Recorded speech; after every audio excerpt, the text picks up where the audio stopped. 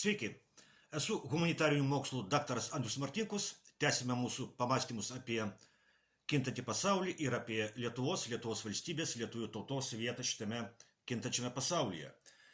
Dėkoju Halinai, Giedriui ir Gintarui už kanalo parėmimą. Dėkoju už tai, kad prenumeruojate, už tai, kad komentuojate. Vasara įžengė į savo antrą pusę. Galime pasidžiaugti, kad ji yra įprasta, lietuviška, nei per šalta, nei per karšta. Lietuvoje nematome liūdnų vaizdų su džiūstančiomis upėmis ir degančiais miškais, kaip kai kuriuose Europos šalyse. O pats vasaros metų laikas yra proga prisiminti praėjusio amžiaus 5-ąjį dešimtmetį ir tuomet vykusius Lietuvos valstybingumo pokyčius. Prisiminti ir, aišku, sugretinti praeities įvykius su dabartimi, nes pagrindinis praėjusio amžiaus 5-ojo dešimtmečio įvykis Europoje ir visame pasaulyje buvo be abejo antrasis pasaulinis karas. O šiandien jau daugiau kaip 4 metai pagrindinis įvykis Europoje taip pat deja yra karas. Didžiausias karas Europoje po antrojo pasaulinio karo pabaigos. Karas Ukrainoje. Karas tarp vakarų globalistų ir Rusijos. Karas, kuris deja turi realią galimybę išplisti už Ukrainos ribų, pirmiausia į Baltijos jūros regioną. Karas, kuris deja turi realią galimybę virsti tiesioginiu NATO ir Rusijos kariniu susidūrimu su branduolinio karo perspektyva.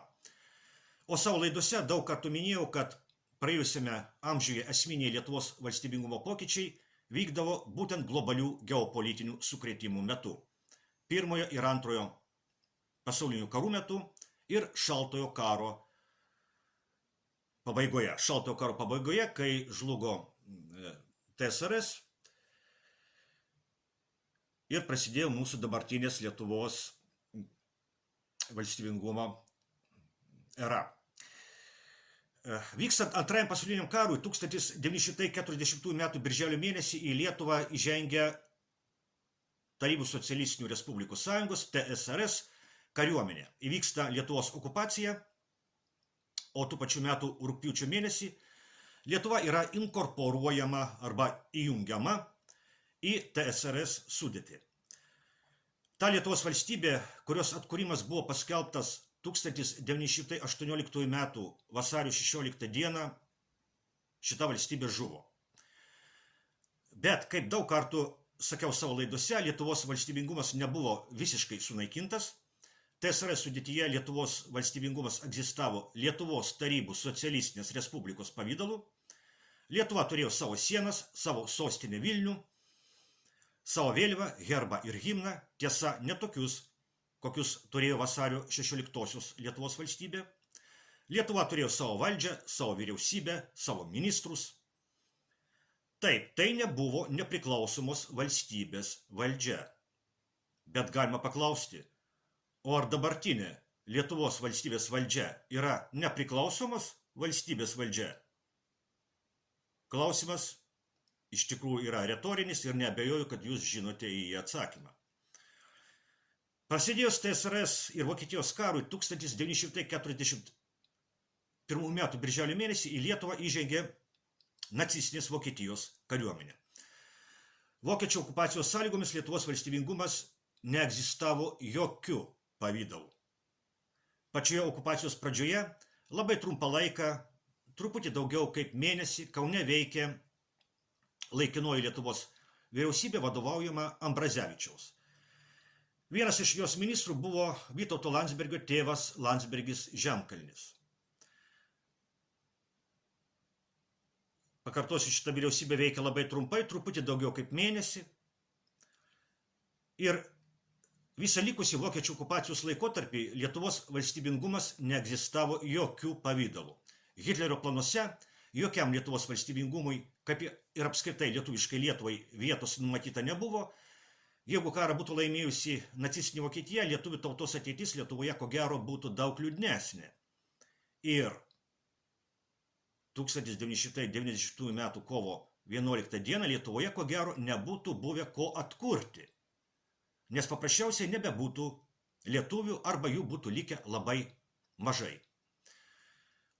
Hitlerio planai rytų Europos atžvilgių yra gerai ir visuotinai žinomi. Bet nacistinė Vokietija karą pralaimėjo. 1944 m. vasarą į Lietuvą vėl įžengė TSRS kariuomenė ir atkuriamas LTSR režimas, kuris egzistavo iki 1990 m. kovo 11-osios. Ir dabar pereinu prie šios laidos pagrindinės minties.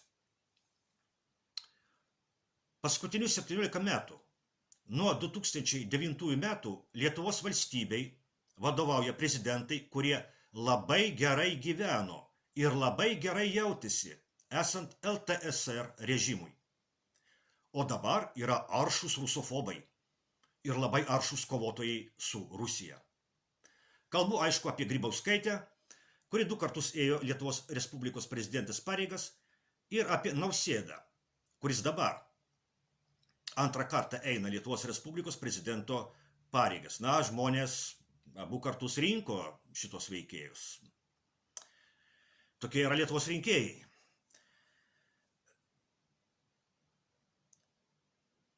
Ir Grybauskaitė ir Nausėda savo ateitį vienareikšmiškai siejo su LTSR režimu. Ir Grybauskaitė ir Nausėda buvo komunistų partijos nariai.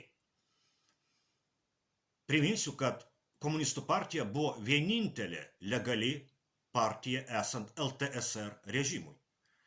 Grybauskaitė taip gerai jautėsi esant LTSR režimui, kad net ir po Lietuvos nepriklausomybės atkūrimo priklausė Burokevičiaus, o ne Brazausko komunistų partijai. O Nausėda taip gerai jautėsi esant LTSR režimui, kad stojo į komunistų partiją tada, kai jau kūrėsi sąjūdis, kai prasidėjo judėjimas Lietuvos nepriklausomybės link. Tai liudija, kaip stipriai Grybauskaitė ir Nausėda siejo savo ateitį su LTSR režimu. Ir ne jie vieni. Yra toks Linkevičius, didelių gabaritų žmogus, kuris buvo Lietuvos Respublikos užsienio reikalų ministrų. Linkevičius buvo vienas iš pagrindinių Lietuvos komjaunimo, tai yra komunistinio jaunimo vadovų. Dabar Linkevičius, kaip ir Grybauskaitė su Nausėda, yra aršus rusofobas ir kovotojas su Rusija. Yra ir daugiau panašių veikėjų. Pavyzdžiui, yra toks dabartinio globalistinio Lietuvos režimo propagandistas Valatka. Jis buvo propagandistų ir esant LTSR režimui. O dabar vienas aršiausių rusofobų. Visi šitie veikėjai sako, kad reikia palaikyti Ukrainą ir kovoti tol, kol Rusija bus nugalėta mūšio lauke. Visi jie, kaip velnias kryžiaus, bijo Rusijos pergalės. Žodis rusofobija ir reiškia Rusijos baimę. Graikiškas žodis phobos reiškia baimę. O aš sakau, kad nereikia bijoti Rusijos pergalės kare Ukrainoje. Aš nebuvau komunistų, kaip Grybauskaitė ir Nausėda. Aš nebuvau komjaunuolių, kaip Linkevičius. Aš nebuvau komunistų propagandistų, kaip Valatka. Ir aš sakau, kad nereikia bijoti Rusijos pergalės. O kasgi tokio atsitiks, jei Rusija laimės karą Ukrainoje? Gal Lietuva pražus? Ne, nepražus. Kaip tik atvirkščiai, Lietuva pražus, jei niekas nesikeis. Jei globalistai laimės prieš Rusiją Ukrainoje ir niekas nepasikeis, tuomet Lietuva pražus. Vytauto Landsbergio gerbėja Oželytė aiškiai pasakė, po 100 metų Lietuva išnyks ir tai anot jos bus gerai. O man negerai. Todėl aš sakau, kad nereikia bijoti Rusijos pergalės. Nei Lietuvos valstybė, nei lietuvių tauta nuo to nenukentės. Kas gali nukentėti? Tai dabartinis Lietuvos režimas. Jis gali pasikeisti, kaip ne kartą buvo. Praėjusio amžiaus Lietuvos valstybingumo istorijoje. Ir beje, gali pasikeisti ne tik Lietuvos režimas. Gali pasikeisti politiniai režimai ir kitose Europos šalyse. Globalistai to bijo. Todėl ir kaltina savo oponentus tuo, kad šie neva veikia Rusijos naudai. Iš tikrųjų, globalistų oponentai, tai yra antiglobalistai, veikia ne Rusijos, o savo tautų naudai. Todėl dar kartą sakau, kad nereikia bijoti Rusijos pergalės, jį kelia grėsmę ne Lietuvai, o dabartiniam globalistiniam Lietuvos režimui. O ko iš tikrųjų reikia bijoti? Bijoti reikia to, kad dabartinis globalistinis Lietuvos režimas, siekdamas žūtbūt nugalėti Rusiją, gali paaukoti Lietuvą vardan šito tikslo ir leisti perkelti karo prieš Rusiją veiksmus į Lietuvos teritoriją.